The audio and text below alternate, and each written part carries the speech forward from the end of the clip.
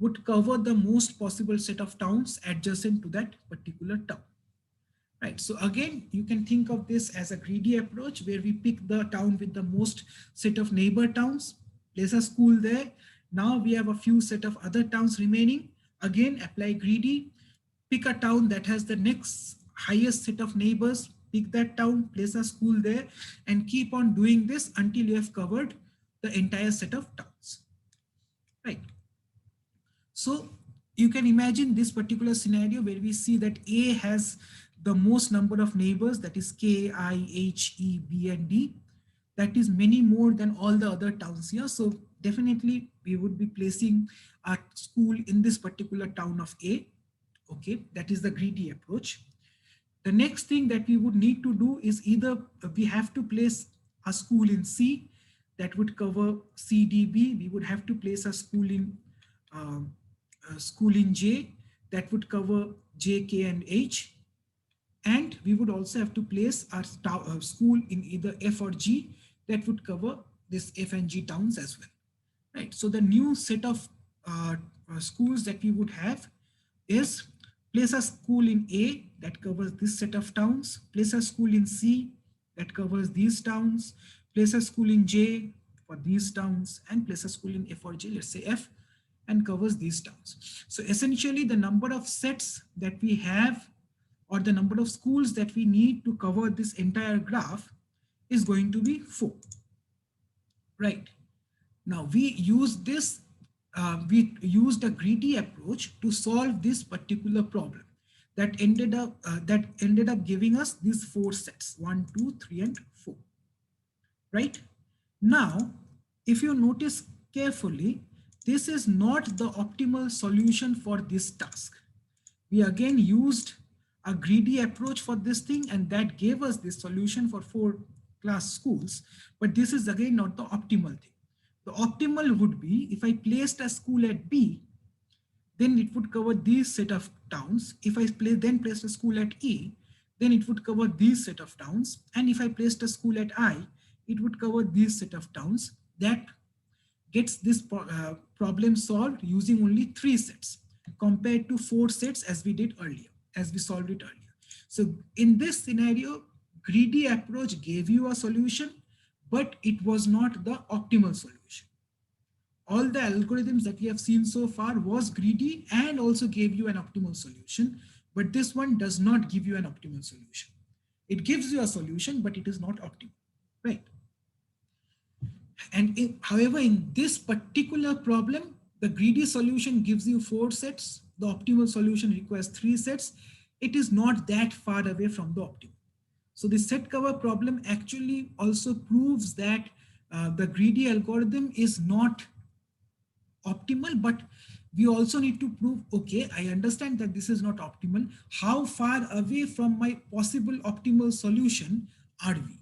If we apply greedy to a particular problem, can we say that, okay, I understand this is not optimal, but can we also say how far away from optimal are we? Right. Okay. So one way to prove this particular greedy optimality case for set cover, remember that we are talking only about set cover, that suppose we have a set of towns that have n elements, and let's say that nt with the number of elements at some particular time step t that is still not covered after we have covered t iterations, nt number of towns are still missing from our set. So initially n0 would be n, and then nt would be at time t how many towns are still missing. So we can say that if the total number of optimal sets, let's say that some oracle tells us that the total number of optimal sets are k, what this particular proof says that if we apply greedy algorithm, then the optimal number of sets would be at most k log n, would be at most k log n of the original possible optimal number of sets, that is k, where n is the number of towns. So if we apply greedy to this algorithm, we can reach a set cover by at max k log n iterations. So let's say that we had an optimal k sets. Then in that scenario, there must be some set that with at least nt by k number of elements where k is the optimal set of sets. So we can just say that then the next set of nodes that will be available for us after we complete this iteration would be less than or equal to the current number of nodes that are available minus some nt by k going in the optimal route. Real quick, so basically what we're doing here is we're selecting sets with the highest number of overlapping sets? No. We are selecting the sets in the greedy approach. We are selecting sets that has the highest number of undiscovered towns. Ah, okay. Right. Okay. So if we have NT, then if we have NT remaining nodes right now, we can say that optimally speaking, it would have, if we have K sets, we would have NT by K nodes in each of them. So the next possible number of remaining towns, let's call it NT plus 1, would be less than, if we picked optimal, it would be NT minus NT by K. We just rephrase that as NT times 1 minus 1 by K.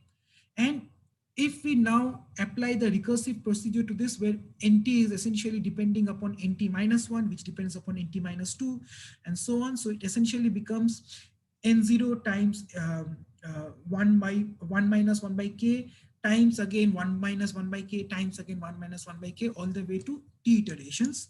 That gets us to NT is less than N0, which is the initial set of nodes, times 1 minus 1 over K raised to the power of T. But you have the T set of iterations. Essentially, we are applying the same procedure as compound interest procedures, right? Okay. So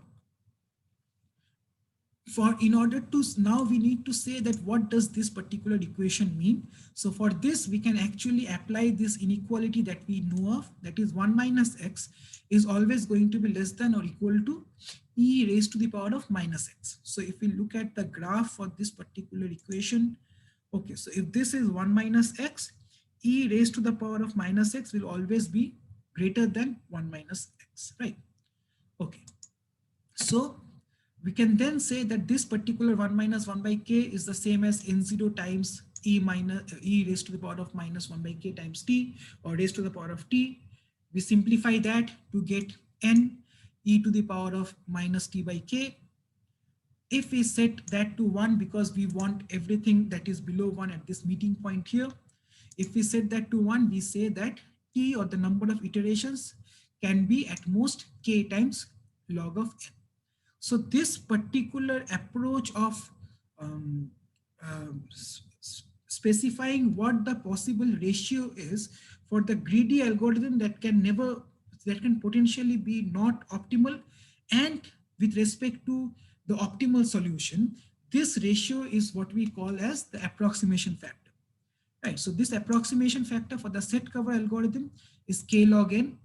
The approximation factor for Kruskal, Primes, Dijkstra, and all of those algorithms, although they are, and Huffman, all of those algorithms are optimal, so the approximation factor is 1. So greedy gets you the optimal answer.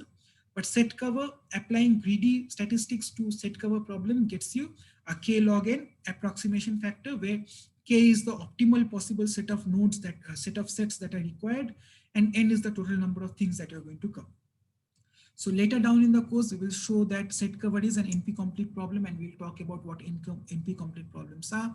But essentially, remember that greedy algorithms can oftentimes give you an optimal solution, but there are problems where greedy algorithms, although easier, might not give you the optimal solution.